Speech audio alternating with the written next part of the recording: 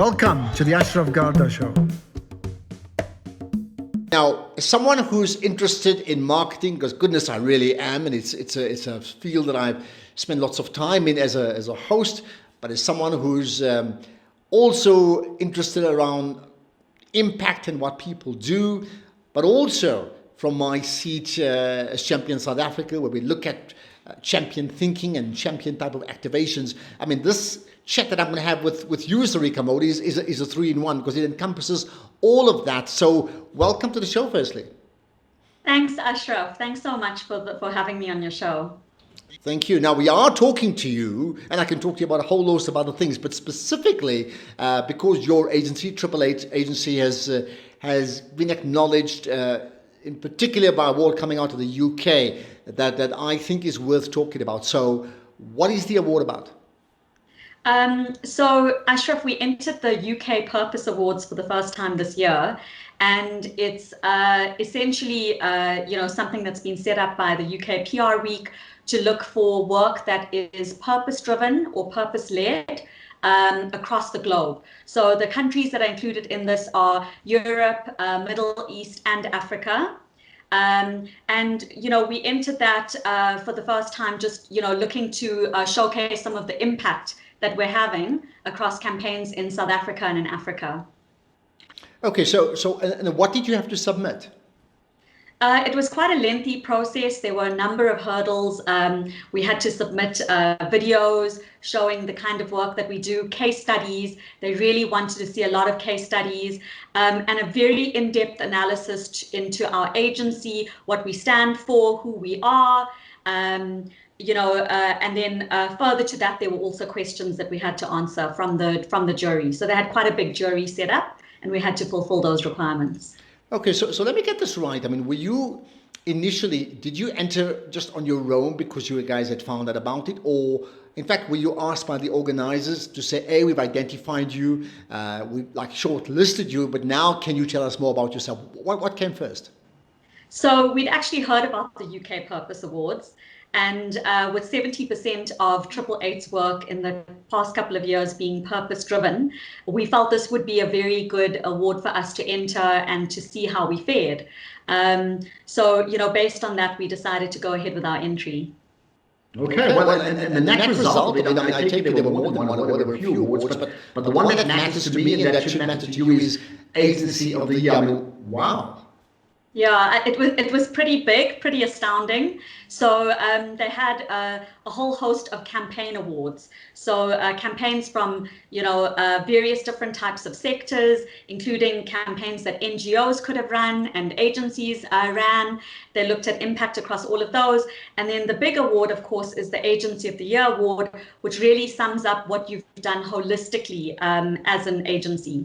And that's the one that we actually won. Now, as someone who's been a judge on many awards in South Africa, I would think for you to be even a finalist at the Agency of the Year Awards, you had to have fared very well in one of those subcategories already, right? So what did you win in the subcategories?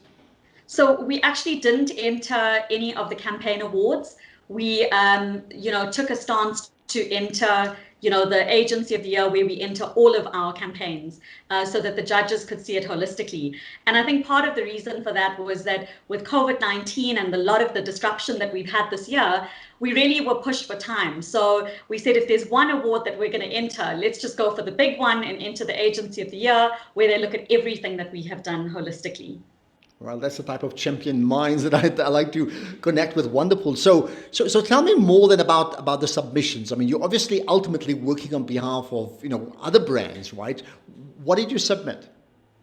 So Triple Eight has offices in South Africa, Namibia, Botswana, Zimbabwe, Zambia, Mozambique, and Malawi. So across Southern Africa, and we work for about 50 multinational global brands that include Dettol, Durex, Nestle, Danone, so these are all big name brands in Africa. And what we had to submit was the past 1 year of work that we have done that was purpose driven. amongst those brands. And very important for the judges to see was what was the actual impact that we had on the ground. So they looked at a variety of, what are the different types of campaigns, and we've had many, from related to education, hygiene and healthcare, mathematics. So we really showcased the full breadth of, the type of campaigns that we have done. Okay, so it's a whole variety, but ultimately, as in most cases, it's the 20% that outweighs the 80% that truly makes the impact. What for you, and it's maybe a difficult one for you to answer because you work with so many brands, but you must know, what for you was the tipping point? What made this happen? So I think when you look at what the judges had to say, Ashraf, it was really interesting. In fact, it was overwhelming because, the feedback that we received was incredible. The chief editor of the UK PR Week actually wrote us personally after we had won to applaud us. And, in there was a lot of insight into why they decided to award it to us. And I think some of the things that were mentioned is that they found that as an agency, we truly have impact. I think what really set us apart is that a lot of our work is actually face-to-face. So instead of it, simply being a communication campaign on TV related to something, it was all combined with work on the ground that's actually making a difference in people's lives. And a lot of those campaigns are actually saving the lives of many people. So when you look at like our hygiene and hand washing education campaigns, we've been doing that for the past 8 years, but this year they became even more important, and it becomes the difference between life and death. So, one of the main points was impact. The other was really innovation. We were overwhelmed when they spoke very highly of how innovative they found our communications to be. They also said that we stood out as an agency, because of both the innovation and the impact. And the last comment, which was really wonderful, was that they recognized us as a women-led agency. So, herein they acknowledge that, being a woman-led or women-empowered agency is something that's very challenging for most organizations to achieve. And here 888 has achieved it. And they felt that we'd achieved it in a part of the world that was quite unexpected. I guess when you compare to like Finland or Norway, where gender empowerment is just so high up on the, on the agenda. So I think that sums it up, Ashraf. Well, there you are. There's so much that's come out of it. I mean, we could have a conversation for 2 hours just on the basis of your last answer, but I'll pick a couple, right? Often, when an agency does work on behalf of a brand, it could either be, above the line things or below the line.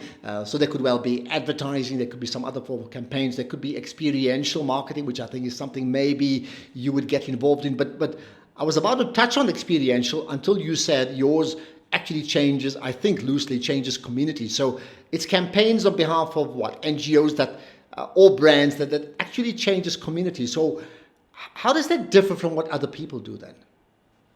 I think that, what's different with a lot of agencies and how they see purpose is they'll keep it very much in the awareness domain.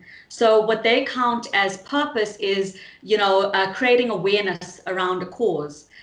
We actually go a lot deeper than that. So when we take on a cause, we're looking for two things. We're looking to create business results for a brand, but at the same time, we want to create real, measurable, on-the-ground impact.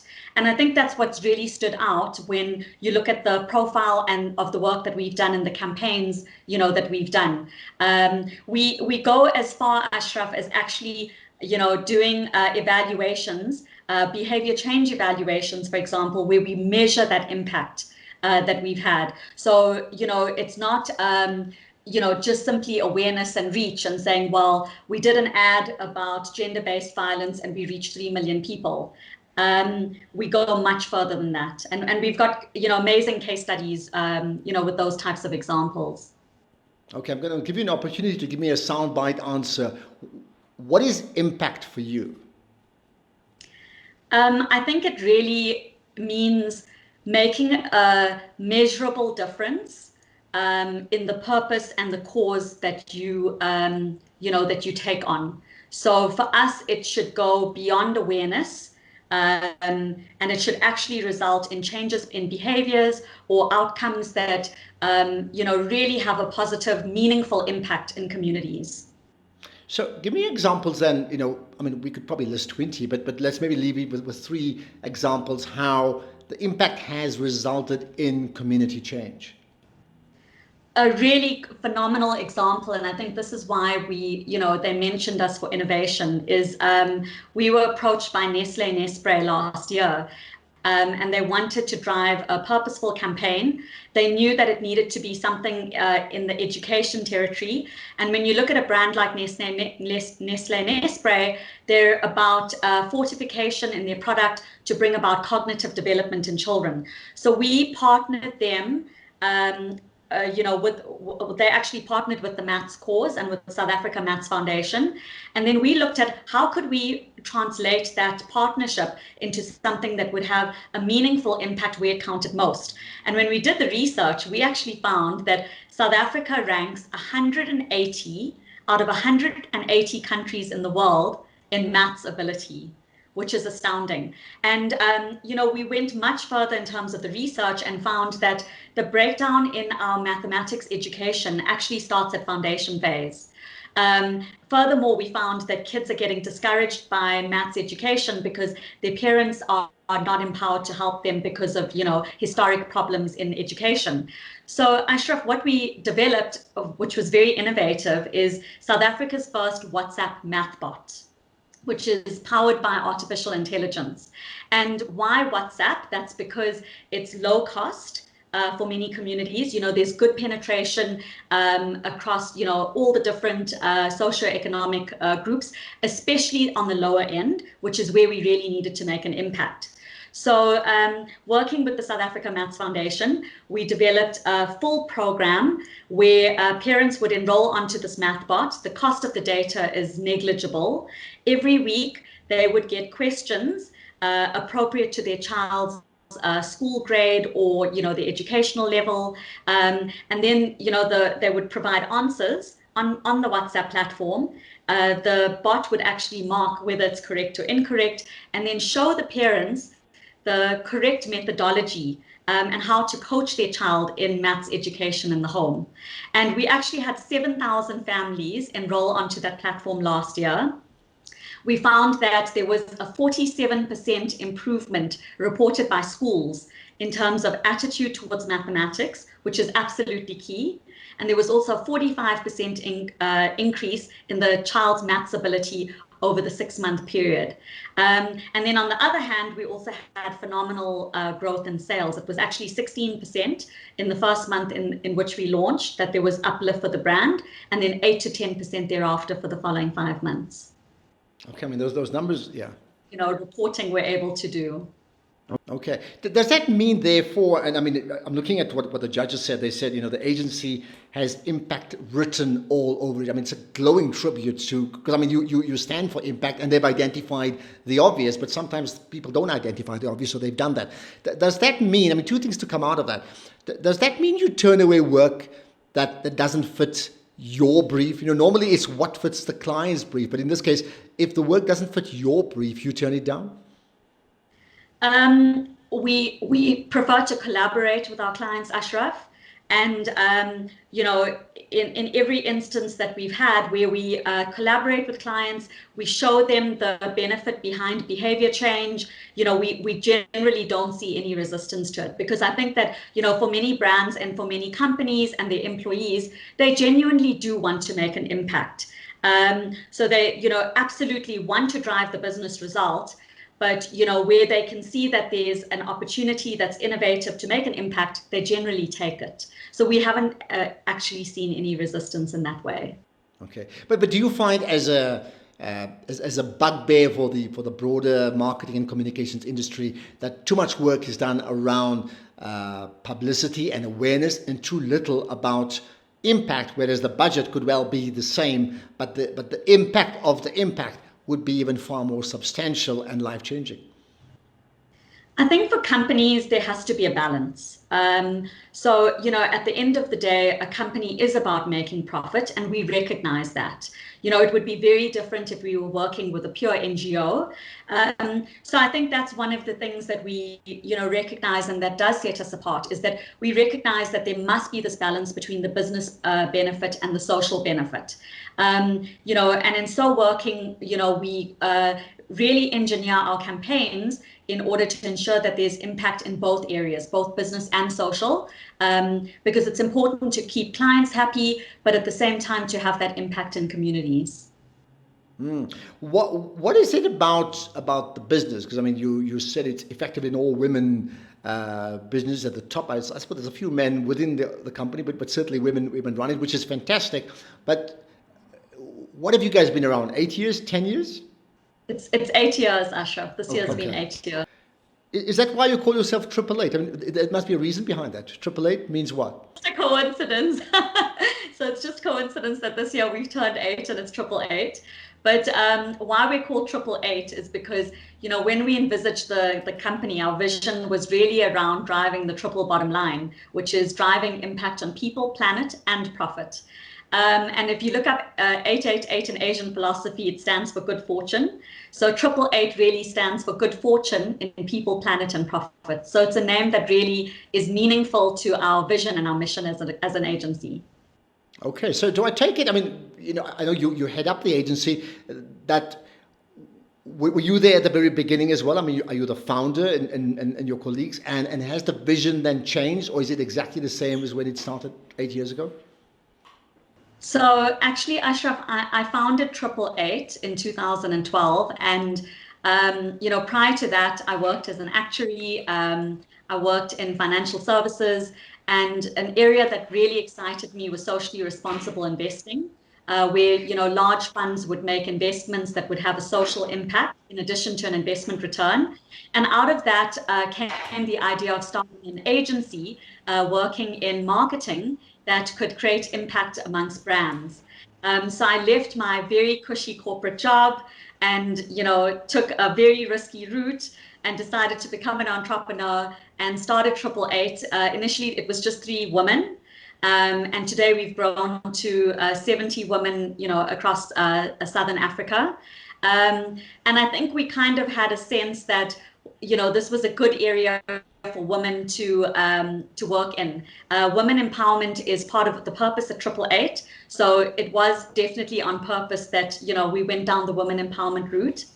And we really felt that, it was an initiative that needed to be taken on, given that 80% of purchase decisions globally are actually made by women. But that representation doesn't exist amongst brands and companies. So we wanted to lead the way, as a women-empowered agency. I'm going to give you a chance to maybe rattle off five brands that you work with. I mean, you've touched on 1 or 2 already, but just list them, 5 or 6 significant brands that you represent even now. Dettol, definitely, one that I have to mention. Durex, we've done really interesting, phenomenal work for Durex. It's, a brand with an unbelievable personality. Nestle Nespray is another one that I've mentioned. Vaseline, and wow, there's a whole series of others. I could mention Omo is another one. We've also worked with Harpic. We've got about 50 of these leading global brands. Danone is actually another one. Another one, yeah. Is there a brand that you'd love to work with? You don't quite work with them right now, but yeah, you'd love to. That's a tough one, Ashraf. There are many. I think we'd love to work with alcohol brands in terms of driving more purpose-driven work around gender-based violence and responsible drinking.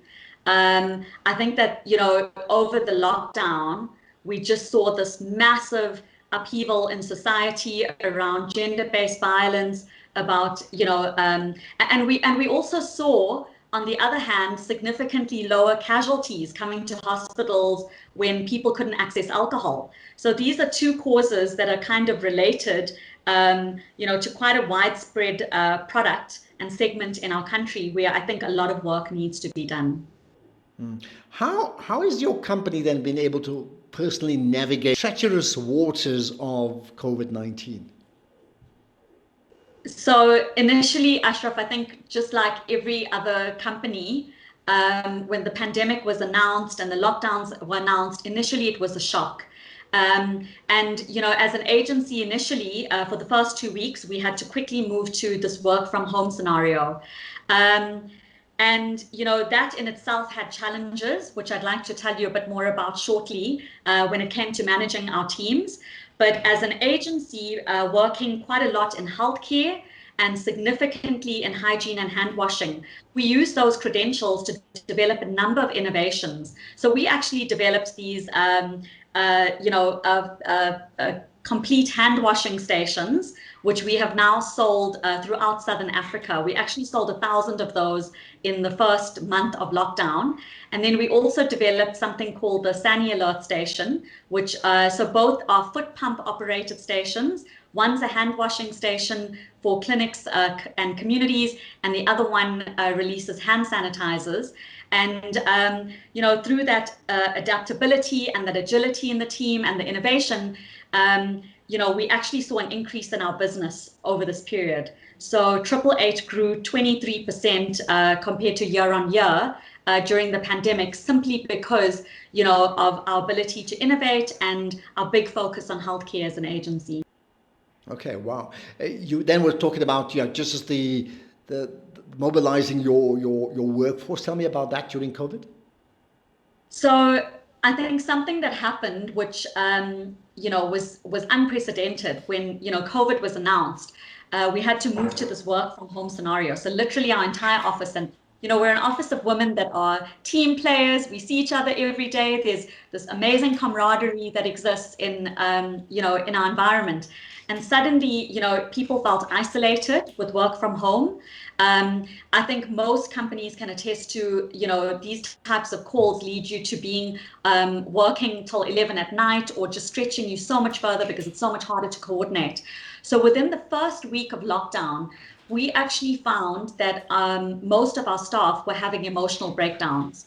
And those emotional breakdowns related to, stress and anxiety, what's going to happen to my family, fear about jobs, their own jobs or their family members' jobs, challenges, just basic challenges like, my house is not geared for a home office. So people were complaining about backache and, having to work in conditions that were just too challenging. So what we did as an agency is we stopped everyone from working immediately. We called in an emergency support group session online. So we literally had all of our teams dial in from, everywhere. And we ran a full support group where, every team member had to voice how they felt. And then, people shared fears. And it was quite incredible what came out of that, Ashraf, because people realized that they were not alone, that their fears and concerns were all alike. A promise that I made as the managing director of the company was that we would not have a single retrenchment this year, which, we guaranteed our staff, and I think they felt a lot better about it. And we've been fortunate in that we haven't had to retrench this year. We've actually grown as a team, and we've got a number of briefs out for recruitment. But I think coming out of that, we then gave our entire team a day off the next day. And by Monday, everyone was back in action, completely invigorated, and really, they've worked very hard for the past 6 months. As a team, I think that experience just brought us so much closer. Wonderful. I mean, it does say a lot about your team of top management. Of course, you heading it up, and the others, right? Perhaps a good time for you to share what is it that drives you personally. I think if you look at my background, having come from financial services and being an actuary, I think that for many years I was driven by the need for financial security. That's probably why most people study actuarial science, because it's extremely difficult, and it's really it can be a bit punishing. So I think I had a real need for financial security and to be successful. And I think that when I'd achieved that, I realized that actually now what I really want is to do work that's going to be fulfilling for me, which is why I left the industry and, started 888, because I find that, doing the work that we do, waking up every morning is very easy. I don't consider this to be work. It's something that I absolutely love and I feel very passionately about. When people look at me, they say, wow, you work so hard and, you up until 2 a.m. reviewing campaigns. But it's just part of the passion. It happens very easily. And, I think that love for doing, what you want to do and for making a difference. Yeah, nice way. Great way to put it. I mean, so we're going to wrap up pretty shortly, but here's the thing. At the time when you started 888 and you left your cushy actuarial science job, right? I'm sure someone would have said, how do you waste being an actuary to get involved in marketing? How did you respond to that? Well, I think that, what you study should be applied in any field, really. And, in the world needs innovators. We need people who can think differently. So when people move from one industry to another, they're able to bring very different perspective. And I'd like to think that that's kind of the perspective I've brought to, the marketing industry. Being a very heavy numbers-based qualification, I'm able to do a lot of quantification, in marketing that, most people find challenging. So I think that's actually helped us significantly in terms of, how we quantify results, for example. But I think, Ashraf, for young people out there, studying is really about developing yourself holistically. And it doesn't mean that you need to be limited. We're in a world that's changing very rapidly, and people need to take the skills that they have and be able to apply it across any type of business opportunity that they could see. And that's really what we need as a country in order to grow and to have an impact, across the entire nation. So now in your 8th year, when you reflect on the decision you made 8 years ago, you think what? And you say what? I say hallelujah. I say I'm so happy that, I took that risk. I'm quite happy even with the sleepless nights that I had initially. Being quite a driven person, I just won't allow failure. And I'm just really pleased with, having, done what I did. And also, I think, finding the right time and opportunity. A lot of people have that burning desire. I had a burning desire when I was working in corporate to start my own company. I come from a very entrepreneurial family, and I knew that I was always going to own my own business. And, I think what's really important as a message to young people is that yes, you need that training, which you can get from a big organization. But once you know and you have the confidence in what you believe in, go and start what you want to start. I think, people are often scared and they're held back by their fears. And yes, there are a lot of failures, but, it's better to actually have gone and tried than to live with the regret of what if. So I'm happy, with all the decisions I've made to date. Well, I'm glad you alluded to the fact that you won't accept mediocrity, that you're very driven. So here's a final challenge to you for where I'm sitting as heading up Champion South Africa. Goodness, we want our country to become a champion nation. But there are seas of mediocrity. So how do we move seas of mediocrity into seas of excellence so that we can truly become a champion nation? I think that people need role models. I think that we need more mentorship, and we need to show people examples that it can be done.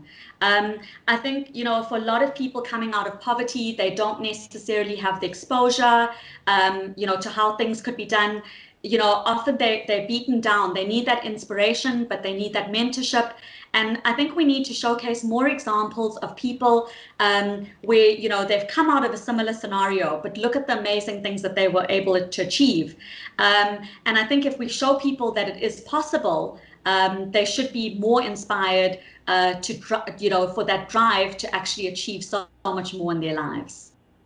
Okay, well, that's where we're going to leave it. Sarika Modi from the 888 agency, and it's a case of triple gold. I think so much of what you've said has just been so impressive, and so much for us listening and watching to take out. So well done to you guys, and more success down the line. Thank you so much, Ashraf. Thanks for having me.